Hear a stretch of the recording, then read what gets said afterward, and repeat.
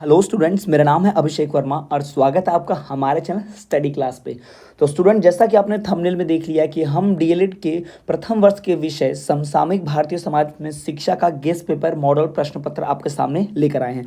तो इस वीडियो में हम बात करेंगे सबसे महत्वपूर्ण प्रश्न उत्तरों की। जी हाँ, तो यही आपके डीएलएड की आगामी आने वाली परीक्षा में सबसे महत्वपूर्ण होंगे। इन्हीं में से पेपर सेट होगा, सबसे ज़्यादा संभावना इन्हीं प्रश्नों की होगी। तो चलिए बिना किसी देरी के शुरू करते हैं। लेकिन शुरू करने से पहले एक छोटी सी रिक्वेस्ट कि चैनल पर नए हो, चैनल की पढ़ाई से फायदा हो रहा है तो चैनल को सब्सक्राइब करके बेल नोटिफिकेशन ऑल पर रख देना, साथ ही साथ वीडियो को लाइक जरूर करना। चलिए देखते हैं सबसे महत्वपूर्ण प्रश्न।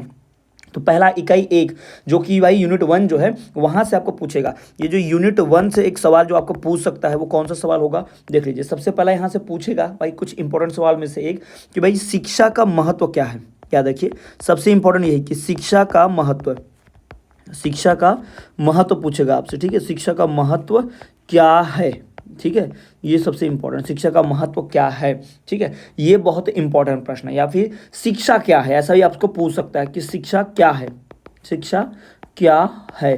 तो ये दो सबसे ये जो सवाल है बहुत ही महत्वपूर्ण है, ऐसा आपको पूछ सकता है। बात करें प्रश्न क्रमांक 2 की, तो दूसरा प्रश्न जो सबसे इंपॉर्टेंट यहाँ से आ सकता है कि भाई शिक्षा के उद्देश्य लिखिए। ये भी बहुत ही ज़्यादा महत्वपूर्ण है और डेढ़ की परीक्षा में पहले जो हुई परीक्षा है उसमें पूछा जा चुका है। शिक्षा का उद्देश्य लिखिए।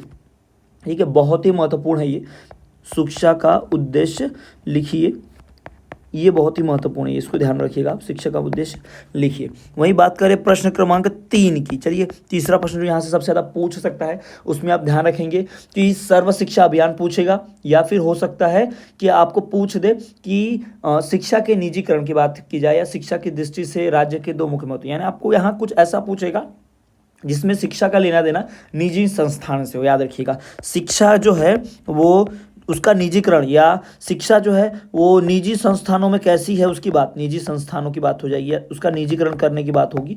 तो उससे संबंधित कोई सवाल पूछ सकता है, इस बात को आपको ध्यान रखना है। ठीक है, अब मैं 100% गारंटी के साथ तो नहीं बताऊंगा यही पेपर आएगा, लेकिन हाँ 99% चांस है कि भाई ऐसे ही सवाल पूछे जाएंगे और इनमें से ही आएगा, क्योंकि यही प्रश्न जो है बार बार डेट की परीक्षा में घुमा फिरा के बदल बदल के पूछे जाते हैं। बात करूँ प्रश्न क्रमांक यहाँ पर 4 की, तो देखिए भाई यहाँ से प्रश्न क्रमांक 4 जो आएगा वो आपको क्या आ सकता है। भाई प्रश्न क्रमांक 4 आएगा कि शिक्षा जो है वह हमारे जीवन में उसका स्थान क्या है या महत्व क्या है ना, शिक्षा का हमारे जीवन में महत्व पूछ सकता है। तो इन शॉर्ट यही वाला घुमा के प्रश्न है, ये जो शिक्षा का महत्व है ना प्रश्न, वही यहाँ पर घुमा फिरा के, इस बात को ध्यान रखेंगे। तो ये यूनिट 1 की बात होगी। अब मैं आपको चलिए यूनिट 2 की तरफ ले चलता हूँ। यूनिट 2 के कुछ प्रश्नों की बात कर लेते हैं इंपॉर्टेंट। ठीक है, यूनिट 2 के प्रश्नों की, तो यूनिट 2 में जो प्रश्न उत्तर है सबसे इंपॉर्टेंट उनकी बात करते भाई। तो यूनिट 2 के प्रश्न उत्तरों की बात करूं, यहाँ 5वां सबसे महत्वपूर्ण प्रश्न देख लीजिए। यूनिट 2 में हमारा सबसे महत्वपूर्ण क्या होगा भाई, यूनिट 2 में सबसे महत्वपूर्ण हमारे ये होगा प्रश्न कि भाई शिक्षा जो है वह हमारे लिए कि परिवर्तन कैसे लाती है। शिक्षा परिवर्तन का शिक्षा विद्यालय पर प्रभाव क्या है, या आप समझ लीजिए कि समाज में जो परिवर्तन होते हैं उससे शिक्षा का क्या लेना देना है।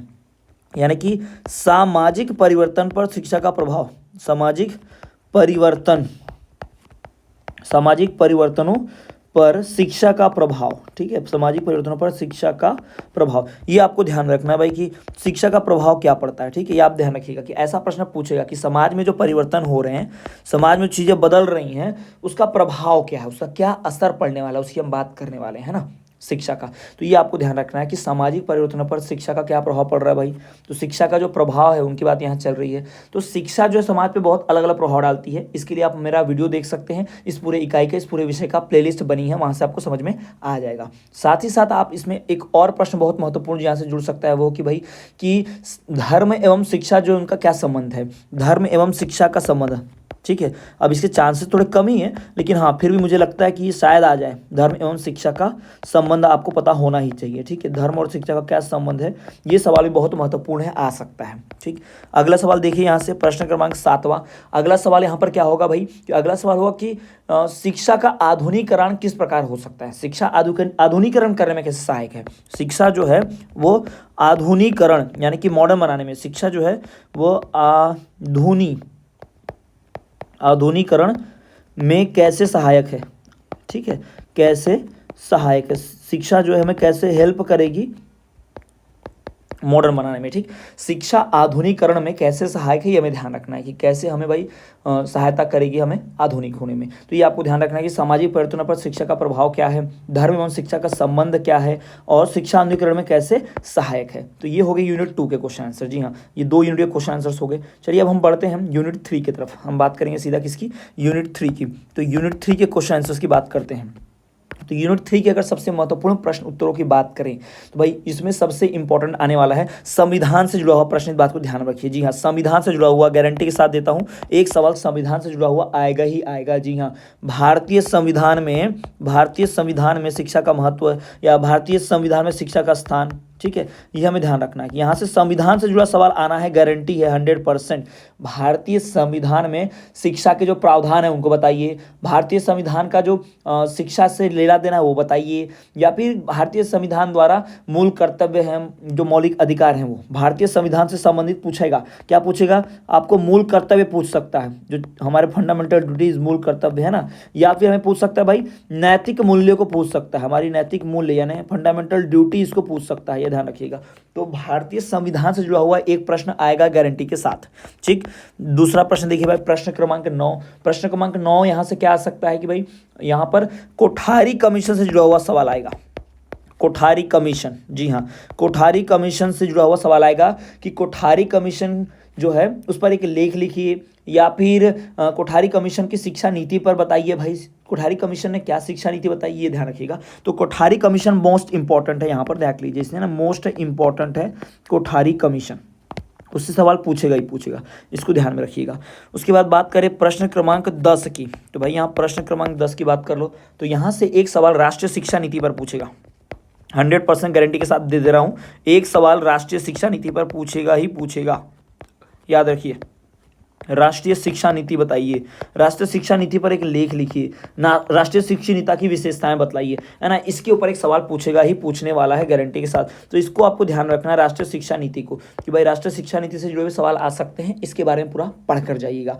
ये यूनिट 3 की बात हो गई। चलिए अब हम बढ़ते हैं यूनिट 4 की तरफ, लेकिन उससे पहले थोड़ा सा एक और मैं एक क्वेश्चन यहाँ ऐड करना चाहूँगा, थोड़ा ध्यान दे दीजिए। एक क्वेश्चन और ऐड कर लेते हैं इसमें, प्रश्न क्रमांक 11वां। तो यहाँ पर एक प्रश्न मैं और ऐड करना चाहूँगा कि यहाँ पर एक प्रश्न है कि समानता का अधिकार क्या है, ऐसा पूछ सकते हैं, या फिर पूछ सकता है भाई वंचित वर्ग क्या है, ऐसा कुछ पूछ सकते हैं, या फिर प्राथमिक विद्यालय से जुड़े प्रश्न। यानी एक क्वेश्चन यहाँ से ऐसा भी आएगा जो समाज या फिर राष्ट्र से जुड़ा हुआ होगा। जी हाँ, ध्यान रखिएगा, समाज, राष्ट्र या फिर हम कह सकते हैं विद्यालय, इनसे जुड़ा हुआ कोई ना कोई एक प्रश्न जो है पूछेगा ही पूछेगा, याद रखिएगा प्रश्न क्रमांक यहाँ से, ठीक है। तो ये मुझे बहुत महत्वपूर्ण लग रहा है, बहुत इंपॉर्टेंट लग रहा है, यहाँ से पूछने का बहुत ज़्यादा चांस है, ठीक है। चलिए तो अब बढ़ते हैं हमारे अगले यूनिट 4 की तरफ, जो हमारा है यूनिट 4 के मोस्ट इंपॉर्टेंट। तो भाई यूनिट 4 के मोस्ट इंपॉर्टेंट की बात करूँ तो यूनिट 4 में जो भाई मोस्ट इंपॉर्टेंट होंगे, अभी हमने यहाँ तक 11 प्रश्न देख लिए हैं, तो यहाँ हमारा जो प्रश्न क्रमांक 12वां होगा। जी हाँ, प्रश्न क्रमांक 12वां, यूनिट 4 का प्रश्न क्रमांक क्या है, 12। तो यहाँ पर हम प्रश्न 12 की बात करें, अगर क्वेश्चन नंबर 12 की, प्रश्न क्रमांक 12 की बात करते भाई, तो प्रश्न क्रमांक 12 की बात अगर यहाँ की जाए तो यूनिट 4 में पूछेगा लोकतंत्र के बारे में। जी हाँ, लोकतंत्र क्या है, लोकतंत्र और उसकी विशेषता, लोकतंत्र की परिभाषा, तो ध्यान रखिए भाई, लोकतंत्र की परिभाषा तथा विशेषता ही ध्यान रखना है, परिभाषा तथा विशेषता, इन दोनों से जुड़ा हुआ सवाल आपको पूछ सकता है, बहुत ही गारंटी के साथ ध्यान रखिएगा, लोकतंत्र की परिभाषा और अविशेषता। वही बात करें प्रश्न क्रमांक 13 की, तो प्रश्न क्रमांक 13 का पूछ सकता है भाई शिक्षा जो है उसका लोकतंत्रीकरण कैसे होगा, या लोकतंत्र में शिक्षा का क्या है, भाई ये सब पूछ सकता है आपको, ठीक है, ये आपको ध्यान रखना है। लोकतंत्र की जगह आपको प्रजातंत्र भी बोल सकता है, ये प्रजातंत्र, याद रखिएगा, प्रजातंत्र के बारे में पूछ सकता है कि प्रजातंत्र का उदारीकरण, है ना, प्रजातंत्र का उदारीकरण, इसका बारे में पूछ सकता है आपको भाई, प्रजातंत्र का उदारीकरण आपको पूछ सकता है, इसमें ध्यान रखेंगे आप, ठीक है। तो बहुत ही महत्वपूर्ण प्रश्न है। यहाँ से एक और प्रश्न पूछ सकता है बालिका शिक्षा, याद रखिएगा, क्या पूछ सकता है, बालिका शिक्षा के बारे में पूछ सकता है, बालिका शिक्षा, ठीक। ठीक है, ये महत्वपूर्ण प्रश्न यहाँ पर है कि बालिका की शिक्षा के बारे में बतलाइए, बालिका शिक्षा से आप क्या समझते हैं, इस पर एक निबंध लिखिए, ऐसा कुछ आपको पूछ सकता है। और एक प्रश्न जहाँ से आने की सबसे ज़्यादा संभावना है, प्रश्न क्रमांक 15, वो है वैश्वीकरण। भाई वैश्वीकरण यानी कि ग्लोबलाइजेशन से आप क्या समझते हैं, वैश्वीकरण क्या है, इसकी विशेषताएं, इसके लाभ और हानियाँ पूछ सकता है आपको, है ना। तो वैश्वीकरण क्या है, इसके लाभ और हानियाँ भी पूछ सकता है। तो ये बहुत इंपॉर्टेंट क्वेश्चन ये भी हो गया। अब बढ़ते हैं सीधा यूनिट हम 5 की तरफ। जी हाँ, हमारी यूनिट 5 की तरफ बढ़ जाते हैं डायरेक्टली और कुछ अंतिम प्रश्नों को देख लेते हैं जो बहुत ही महत्वपूर्ण होने वाले हैं। ठीक है, तो ये आपको ध्यान रखना है। यूनिट 5 की तरफ बढ़ जाते हैं। तो यूनिट 5 जो हमारा है ये बताएगा कि अध्यापक की भूमिका, ये हमारा प्रश्न क्रमांक 16 होगा। अध्यापक की भूमिका बताइए भाई, अध्यापक की भूमिका, अध्यापक की भूमिका बतलाना हमें। ठीक है, एक अध्यापक जो है वो कैसे कार्य करता है, उसकी क्या भूमिका होती है वो बताना होता है, ये आप ध्यान रखिएगा। अध्यापक की भूमिका बतलाइए। ठीक, बहुत ही महत्वपूर्ण ये रहने वाला है अध्यापक की भूमिका। ठीक है, ये बात हो गई। फिर और क्या इसमें हमें ध्यान रखना है, एक प्रश्न और ध्यान रखना है कि सामाजिक समस्याओं के बारे में, सामाजिक समस्याएं जो होती हैं उनके बारे में हमें ध्यान रखना है। उससे जुड़ा एक सवाल पूछेगा, सामाजिक समस्याओं, सामाजिक समस्याओं का निराकरण बताइए, सामाजिक समस्याएं को हल करने में शाला या अध्यापक कैसे मदद करते हैं, सामाजिक समस्याओं को कैसे सुलझाया जा सकता है। ठीक है, तो ये पूछ सकता है आपको, सामाजिक परिवर्तन ये भी पूछ सकता है। तो ये एक और प्रश्न यहाँ पर मैं जोड़ना चाहूँगा, प्रश्न क्रमांक 18वां, भाई सामाजिक परिवर्तन, सामाजिक परिवर्तन के बारे में भी बतलाइए। ठीक है, समाज में जो बदलाव आता है उसके बारे में। तो ये जो टॉपिक्स हैं ये मोस्ट इंपॉर्टेंट टॉपिक्स है, ये याद रखिएगा आप कि वेरी वेरी इंपॉर्टेंट है, याद रखिए, very very important, most important. इनको पढ़ के जाना ही है किसी भी हाल में, यही पढ़ेंगे तो ही भाई पास होंगे, ध्यान रखिएगा, ये पढ़कर ही आप पास हो सकते हैं। इनमें से आपको 90% पेपर आ जाएगा। तो स्टूडेंट्स ये रहा वीडियो गेस्ट पेपर और मॉडल पेपर का। उम्मीद आपको ये वीडियो यूज़फुल लगी होगी। यूज़फुल लगी है तो वीडियो को लाइक ज़रूर कीजिए, साथ ही साथ कमेंट करें कि मैं और किस प्रकार की चीज़ें इंक्लूड कर सकता हूँ अपने गेस्ट पेपर या मॉडल प्रश्न पत्र में। चलिए स्टूडेंट, मिलते हैं आपसे अगले वीडियो में, तब तक के लिए देखते रहिए हमारा चैनल स्टडी क्लास।